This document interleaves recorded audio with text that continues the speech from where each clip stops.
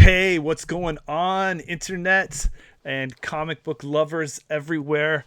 Welcome back to Bad Publicity, where we are going to talk today about a pack that probably everybody has been known is coming for a while. This is the second half of Cycles 2's Team Up Adventures, and the second of those Team Up Adventure pairs. The finale. A lot of the twos, finale of the right? pairs. Yeah. So today we're talking about the Scarlet Witch drop that I personally am very excited for. This is probably one of my most hyped heroes in a long time. I think it's going to be so phenomenal that FFG has not given us that taste of the rest of the card pool yet.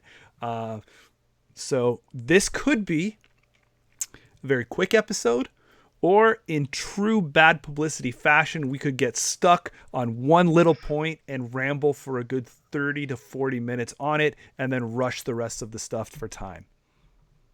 You never know. You never know. It's chaotic. Roll the dice, guys. Which is very fitting with this hero pack we're going to chat about. No, I'm super stoked. I know you. I like that. I know that's a tie-in, man.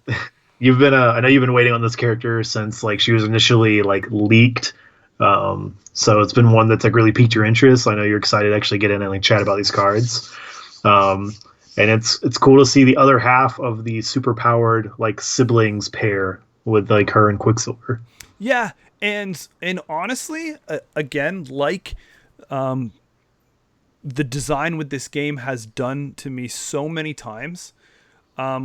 Heroes that I thought just by the name I wouldn't be interested in, after I've seen the cards, it's changed my mind. Some have flipped from a positive to negative. Some have flipped from a negative to positive. Now, Scarlet Witch, I have to say, when I heard it was coming and it just said Scarlet Witch, I was like, meh, right? It wasn't it wasn't that dominant of a name, to begin with, but just from standout abilities, I was just like, oh, okay, what is she going to be? Zap, zap, zap, kind of stuff. But then, then it started to tease us out with some of these releases. And I became, like I said, this became, out of all of Cycle 2, this became the one that I was drawn to the most. Originally, I thought the Ant-Man was going to be super incredible. But for me, I was just like, once I saw Scarlet Witch, this was the one. And then even out of these pairs, I thought Quicksilver was going to be it for me. But then after hashing things out, and if you guys have saw the last episode, it's not the mechanic that I'm drawn to. Yeah, I think it probably didn't help for some of the initial Scarlet Witch hype that we probably found out about her right after Doctor Strange came out, and Doctor Strange was everywhere with how powerful his pack was, and then you see another Mystic and you're like, oh great, what is this gonna do, or how is she gonna be different? So there was a little bit of kind of letting that settle, and then reevaluating all the cards in the cycle. So out of this cycle, Corey, where do you think that your hype for her lays? Lay the groundwork there. So, I mean, as we start going into the cards, I think her play style is really cool. I like the risk-reward type appearance. Looks like a lot of her cards and stuff go. I'm very intrigued because, I mean, her partner up is with Quicksilver, which seems like a very interesting pairing once we go into how both of their abilities are kind of going to bounce off of each other. But also, how she's going to mesh with different combinations of hero groups, because of what she does and how she plays. It's very interesting. It's something I'm excited to see play out as we get more of her card pool and we actually start seeing games and stuff with her. Yeah. So where did your hype lie? So now. Oh, for her. Yeah. She was lower on my list, but it's just because I was super pumped on Ant-Man, and I'm still super pumped on Ant-Man. I think he's a blast. Quicksilver was high up on my list. Then it was probably Wasp or actually Scarlet Witch Wasp. But as we did a review on Wasp and really dug into her cards, Wasp is the one that jumped up a lot for me on the hype meter. And she's probably taken the second spot over Quicksilver. Yeah, that was interesting. Eh? So some of the stuff that we were talking about before there. I will say this too. The one thing I like about what Scarlet Witch is going to bring to the game itself is I feel like her presence at the table and in the mechanic is going to do drastic changes to the game state. The way that, and we can, talk about it as we walk through the cards, but the way she's interacting with a shared resource, which is the encounter deck, that it's going to either, let's just say this, is that you will either still be friends with somebody who plays this at the end of the game, or they might be calling you up and being like, Corey, usually we play on Thursdays, man, like how come you haven't invited me out? I know I brought the Scarlet Witch last time, but yeah, man, mystic, as I'm learning, mystics is a wild keyword, and when a mystic is coming up, you really don't know what you're gonna get. Like, they've done so much with things that have that keyword on making them just crazy, like card interactions. Chaotic, man. Chaotic. Yeah. Right. So that's going to be very interesting. But for someone like me that I like all these twists and turns when the game is a lot more complex.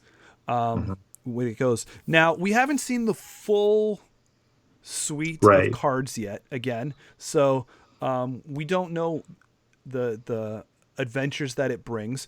We do know that there's one special unique feature about Scarlet Witch that we can talk about when that card comes around, so that makes you stick around to our episode longer if you do not know. Hang in there. Right. So yeah. So let's dive into these cards. Yeah.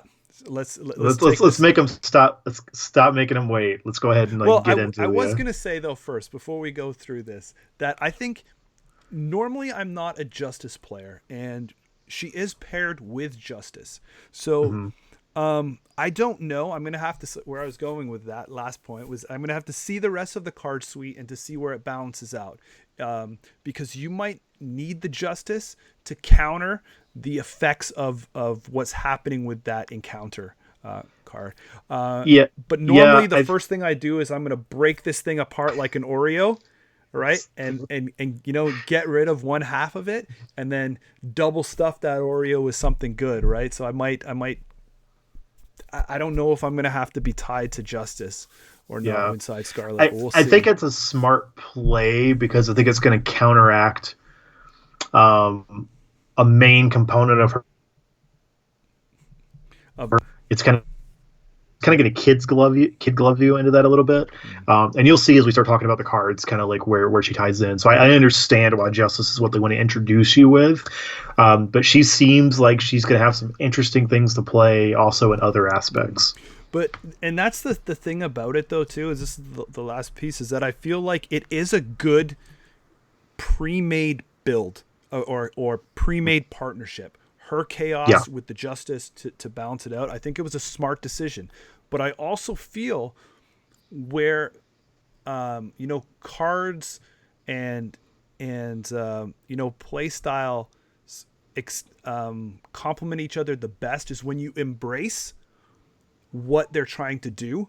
And if you embrace the fact that, hey, this is just something that's happening, and how do I just go all in on this piece of the chaos and make sure I'm using it right. Like her abilities aren't going to be something that you can shy away from. If you have to flip that encounter deck, if you have to do that to trigger, high risk for high reward stuff, right? You have to be all in and you can't shy away from it. Right. So, I'm really, really digging it.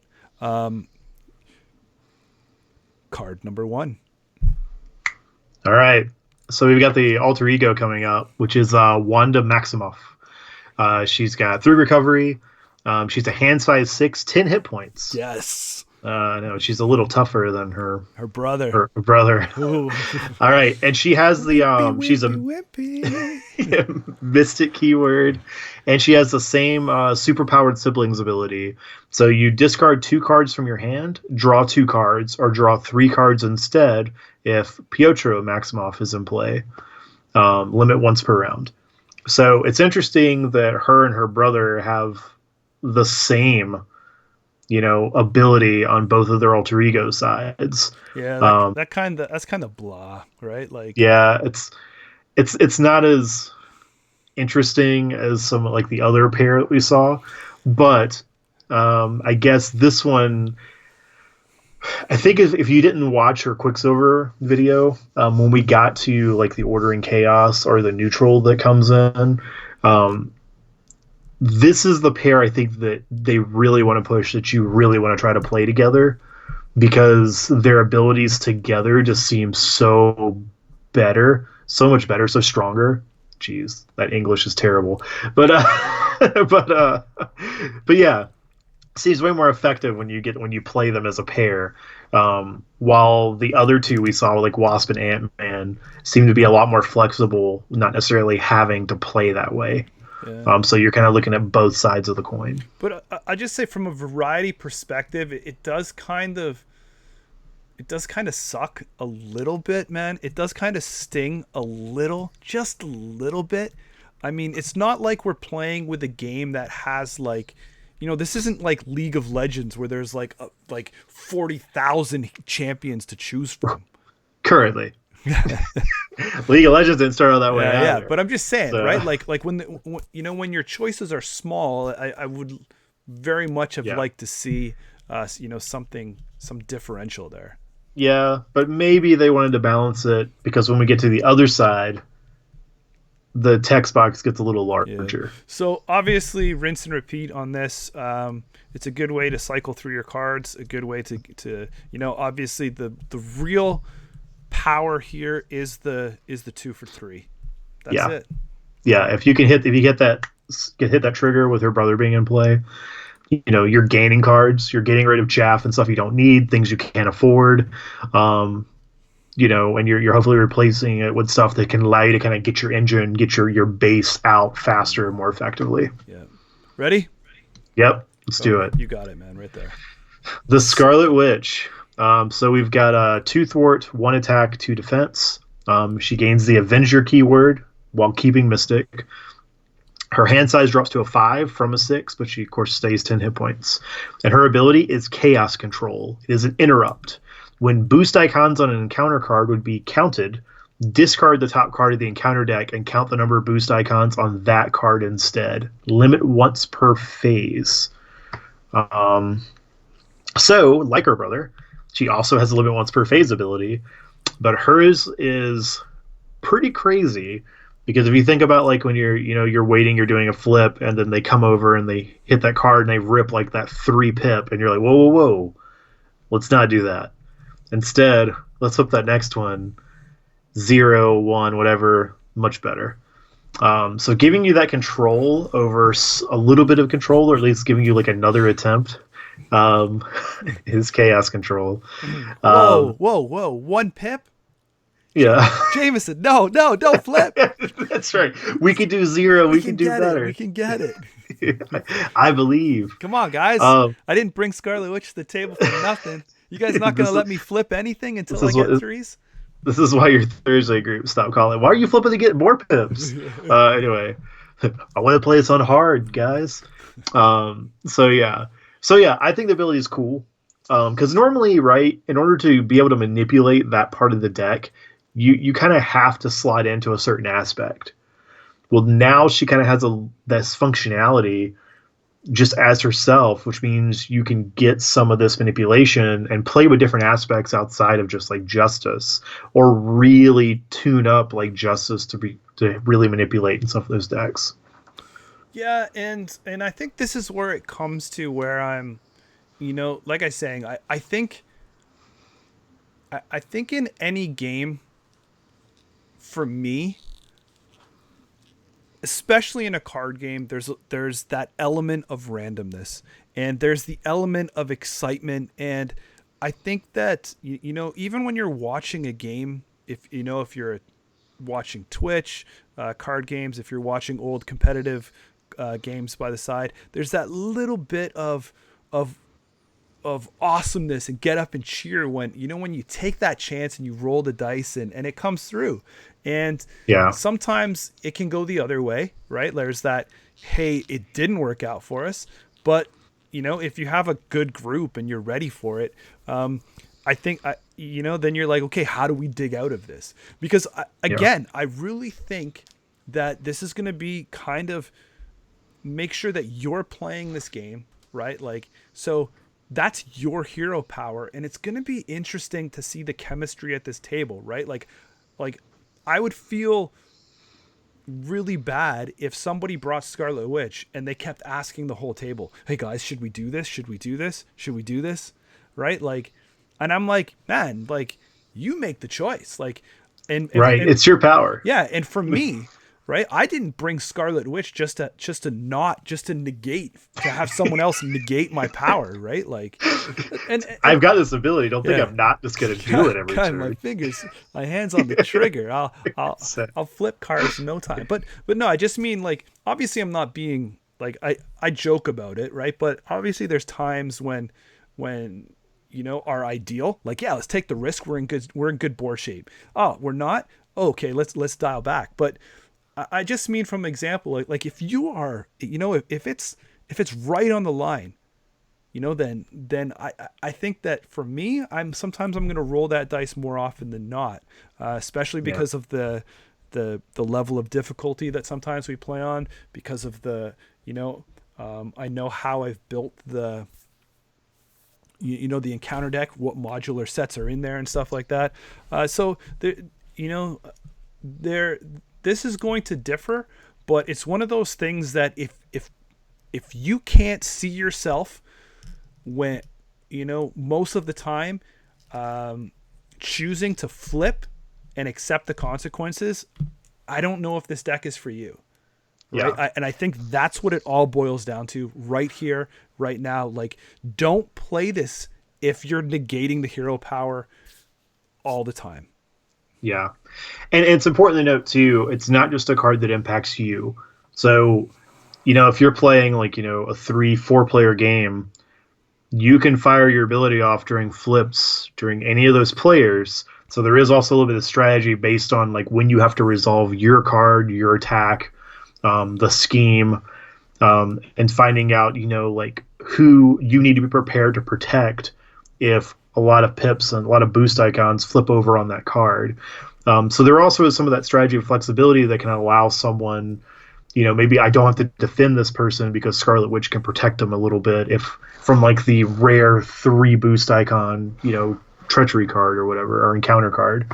So there's interesting play, but a big thing that's emphasized in the article about this ability, it's going to cause you to discard and burn through that encounter deck a lot faster than normal, especially if you're firing this off every single villain phase, or finding ways to do it during the hero phase. Yep. For some reason, my mind is blanking on exactly how you would trigger it during the hero phase, what you're flipping, but you never know. I'm sure there's something out there. It's just not probably just up in my head or something that can come up. And we all know what happens when that encounter deck runs out, right? Yeah. We accelerate. And once we accelerate, there's no taking your foot off that pedal.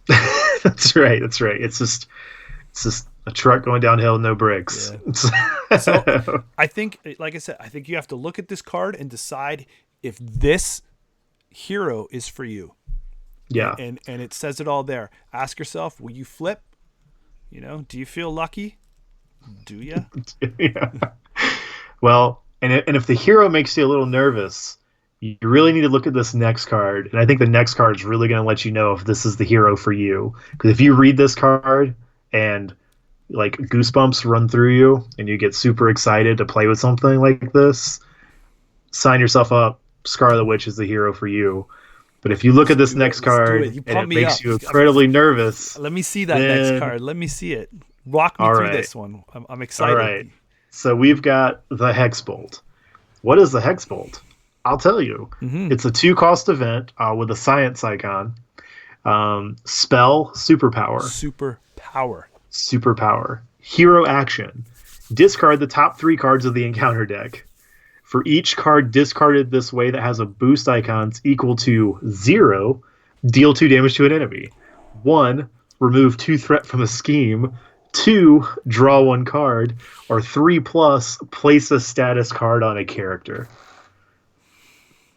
It's just rolling the dice, spin of the wheel. Let's see what happens, boys. Yeah, I could either spread a bunch of damage around. I could remove some threat, deal some damage, give someone a buff. I could draw a card, draw another card.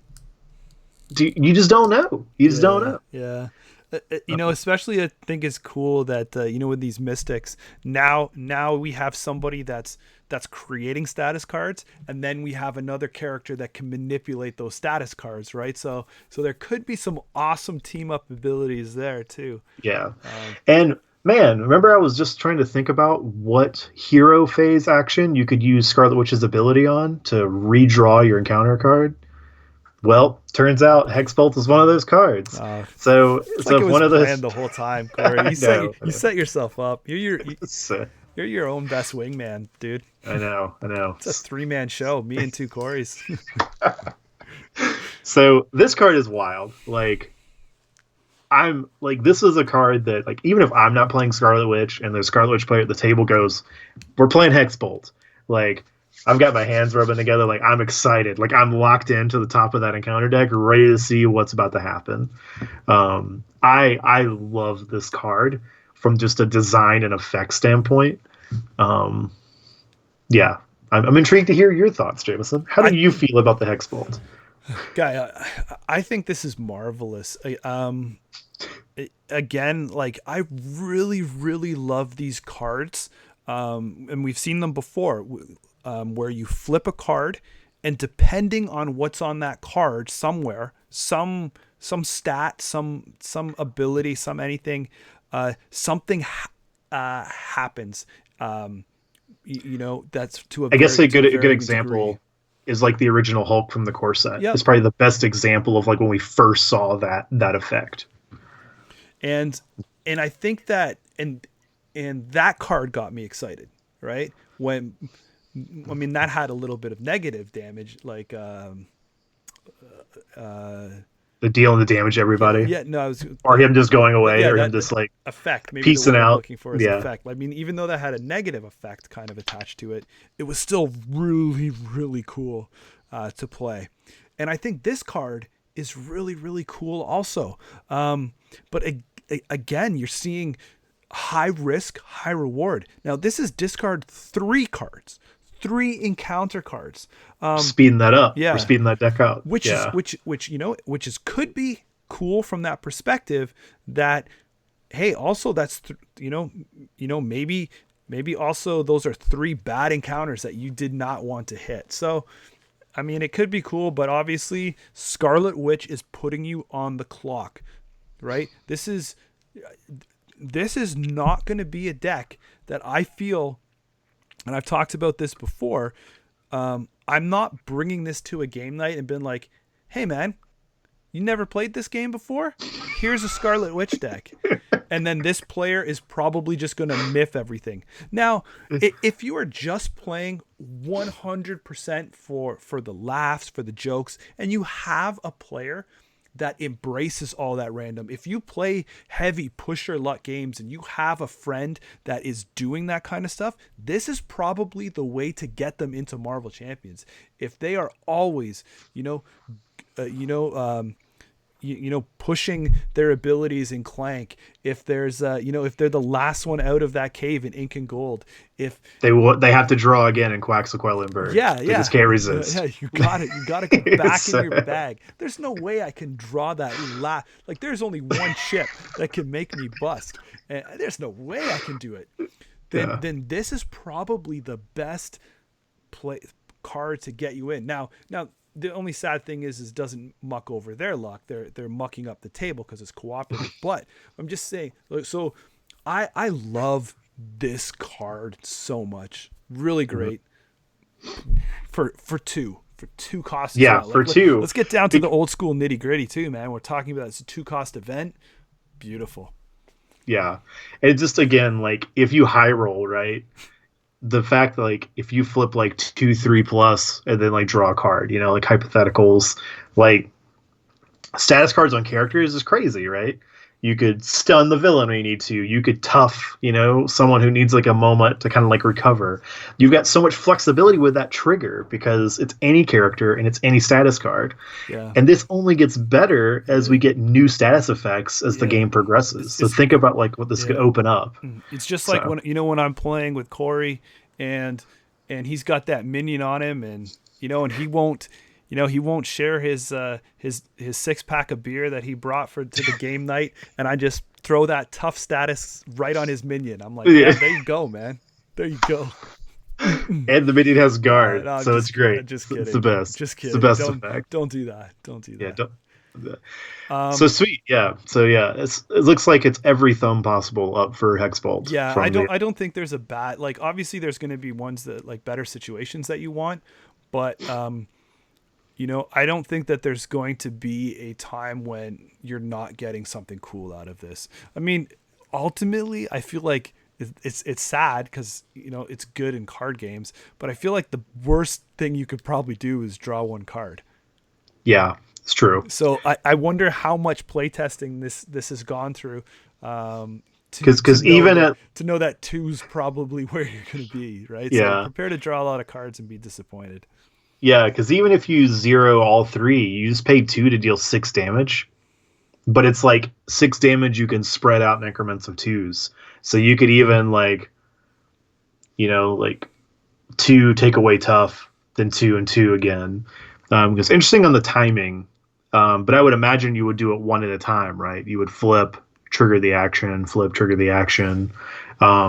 Or you flip them all, and you have all these different actions you can do. Yeah, so. I mean, there's so much, right? You're getting 3 different actions for that cost, right? Yeah. Yeah, I mean, like I said, realistically, even if the worst thing you can do is draw a bunch of cards for a 2, then hey. Yeah. There it is. Yeah, exactly. All right, let's move it on. The next one here is a 0-cost event. It's a wild, and it's Chaos Magic. It's a spell, and it's also a superpower. We'll have to put the effects in my voice to make that echo. There you go. That deep reverberation. Yeah. If you were watching this and it wasn't there, that means we didn't get enough likes and views on our last video. we didn't meet our like and subscribe budget to put the special effects in the episode. So this is a hero action, and this is card 2 of 15. And it is play a card from your hand, ignoring its resource cost. Discard cards from the top of the encounter deck equal to that card's printed resource cost. Now, I hope we see some high cost cards in her set that makes this so worthwhile. But it also sets up, things to be able to do, to stretch out your turn and maybe get that last little play just to squeak something in there. That normally you couldn't, but that's... do you like free Nick Furies? I like free Nick Furies. I'll discard 4 from the encounter deck to get a free Nick Fury. Oh my god, I don't even know if I could. Oh my god, guy! You better hope that it's close to game end there, or this is first play of the game. Then you squeak it out like that. Oh my god, discarding 4. Yeah, I don't know. This card's wild, but yeah, I'm also in the same boat. Like, I'm interested to see how they're gonna cost some of her other cards. But yeah, if you think about some of the things, she can just be like, "Hey, we really need this right now. Let's just go and get that Avengers Mansion on early. I'll burn some encounter cards. But here you go, guys. We can go and start drawing cards at the beginning of the turn. Hey, Iron Man player, don't you want some cards?" Yeah, God, I'm thinking about now all the times that we said like allies cost too much. I just see how many people would want to play this card with me, and then just put an ally down and just look. Give me that give me that Hollis camera stare, right? I can't do it as good as him, but just be like, it's like, why? There you go. What? I don't know. It's cool. It's definitely the one thing I love about this card is it's a wild resource. So even if you don't have a good pairing of something to play on its effect, it's a perfect card to spend to play other cards that she has. So it's like it's suited up like right on the money of like, hey, do you want to cheat something? And then run, go ahead and burn a bunch of the encounter deck. Great. If not, do you need a symbol to help trigger something, or you want to make sure you can pay for that card with this? We got you covered. Yeah, Chaos magic, baby. And like I said, I will say though that I'm hoping that it's not a card that you put in like a Fury, like an aspect card. I hope there's maybe some high cost like events or high cost cards inside of her deck that are just like so risky and incredibly like high to play on that from that perspective. I just think it would be super fun. Yeah, it's a cool one, and it's definitely one that like as we see more of her card pool revealed, you'll see more and more things within her 15 effectively that they can pair with, outside of course of all the different options you have outside of it. Warp Reality, that's you, man. All right. So it is a 1 cost event, a spell, and another superpower. Holy smokes. I know. She's like a superhero. What? All right. Hero Interrupt. This also has a strength resource. Yeah, good mix of keep resources, right? Keep a track at home. Yeah. When an encounter card is revealed from the encounter deck, cancel all of its effects and discard it. Discard cards from the top of the encounter deck equal to the number of boost icons on that card. So I've said this a bunch of times. Anytime you can react. Say it again. Yeah, that's right. Anytime you can react to something being revealed on the encounter deck to cancel its ability, that is a strong effect. Put that effect on a 1 cost interrupt. That's a great card. Even with the discarding off the top, sure, whatever. Honestly, I would much rather mill 3 off the top of the encounter deck than take the effects of some of those really nasty counter cards any day. I mean, that's so true, right? Being an interrupt, being able to respond to it, being able to look at it, being able to pause, ask around the table, assess the state, and be like, okay, we know that this card is going to maybe it doesn't kill us, but it's absolutely going to devastate us and put us in a place where we are coming so far from behind that we have lost, touching the ability to win even with our fingertips. Right. So, great. I think it's obviously you're gonna know if it's worth it right from that. And and it buddies up again with her power. So she needs to be in hero mode. So, what if... I think it always needs to be in hero mode. Yeah. And then it doesn't work out. Well, Warp Reality gives you like the backup plan. So she gives you a lot of ways like, you got to lose cards off the encounter deck. That's her stick. As Jameson said, she puts the clock on the whole team, but she keeps you in it. So yeah, I mean, it really could, right? Like, what's the worst? Hey, at the end, we get an acceleration token, or we pretty much lose the game, right? Like, let's keep playing. No one wants to get hit. No one wants to get hit with Shadows from the Past as the very last treachery card to flip over. No, sir. Okay.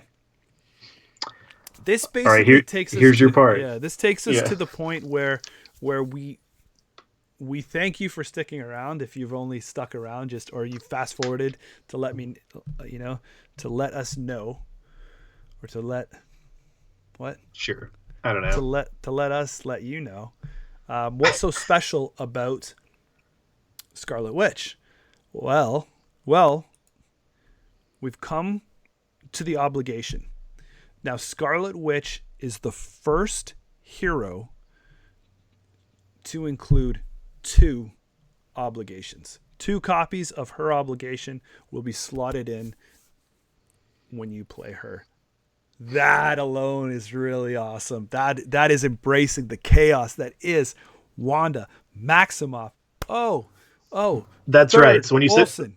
What? That way, when you sit down to the table, you can say, "Hey guys, I know I'm going to be milling a lot through this encounter deck, but I just want you to know that I put an extra card in the encounter deck to really help offset all the milling I'm going to be doing to the deck. Yeah, So it's got you're welcome." 3 boosts too. So So, so just in case I need those boost abilities, there they are. yeah. So this is really cool. I mean, it's not great. Yeah. It's like cool in a bad way. Well, tell me but tell me about this obligation, Corey, and then I'll decide if it's good or not. sure. So her obligation is called Slipping Sanity. As Jameson mentioned, it is 3 boost icons. So you give to the Wanda Maximoff player. You can flip to Alter Ego and choose. You either exhaust Wanda and remove Slipping Sanity from the game, or you discard the top 5 cards of the encounter deck, and then for each star in the boost area discarded this way, you place a threat on the main scheme. So you either decide to, exhaust her, remove it out of the game, good to go, like most other obligations, not all of them, most. Or you say, I'm gonna roll the dice the whole game, let her ride, and then 5 more cards rip off the top of the encounter deck, as long also potentially like accelerating the main scheme. That last one's not so great, especially because there's 2 of these in there. But also that means that removing one with the first trigger doesn't mean you're safe. There's another Slipping Sanity mixed in there somewhere, ready to pop out. Yeah, So. and I know it's not that big when we talk about 1 or 2, but I think it's also creates an interesting decision where, when we see the rest of her kit,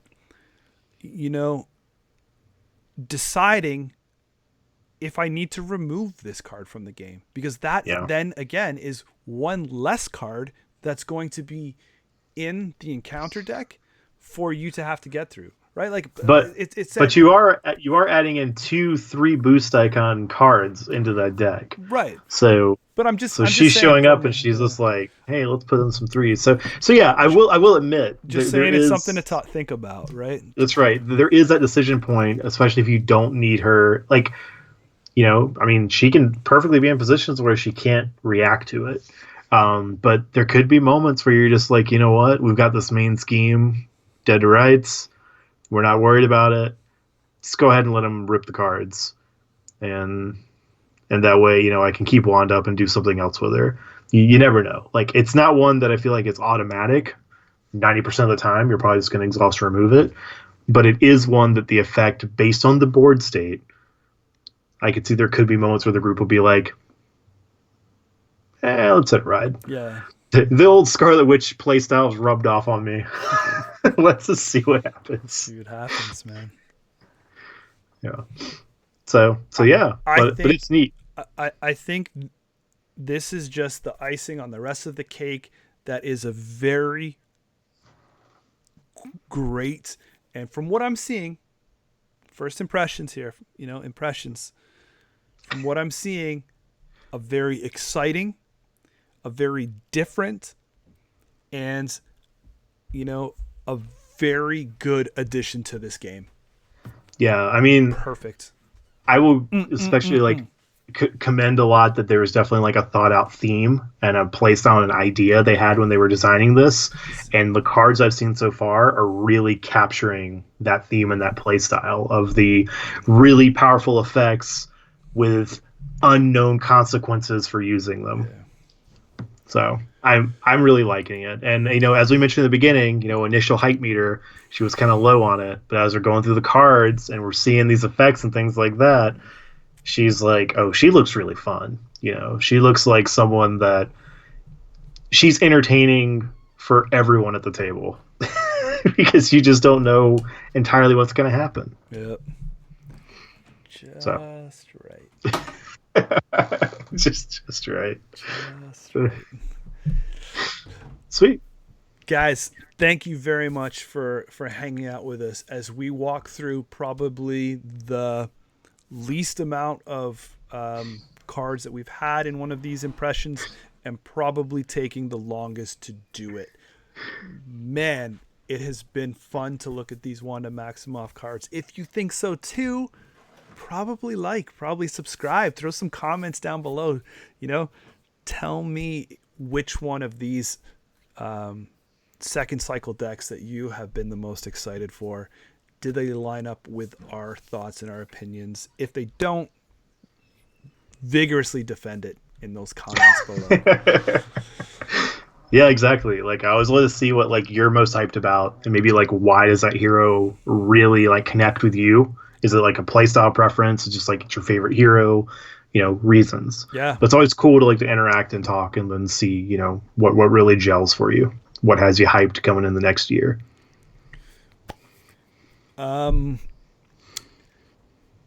That's it for us this time on Bad Publicity, I think. I was trying to think if we're doing another one before your Thanksgiving break there, Corey. So I don't know if I wish everybody a happy Thanksgiving and survive Black Friday, but be safe out there, everybody. It's still getting a little crazy. Get your shopping done early so you don't have to fight those crowds. That's right. Do it all online so you don't have to be near crowds. So Internet, it's the place that you can shop and get your bad publicity. Thank you all in one go very much. Talk to you all later. Thanks, guys. Have a good night.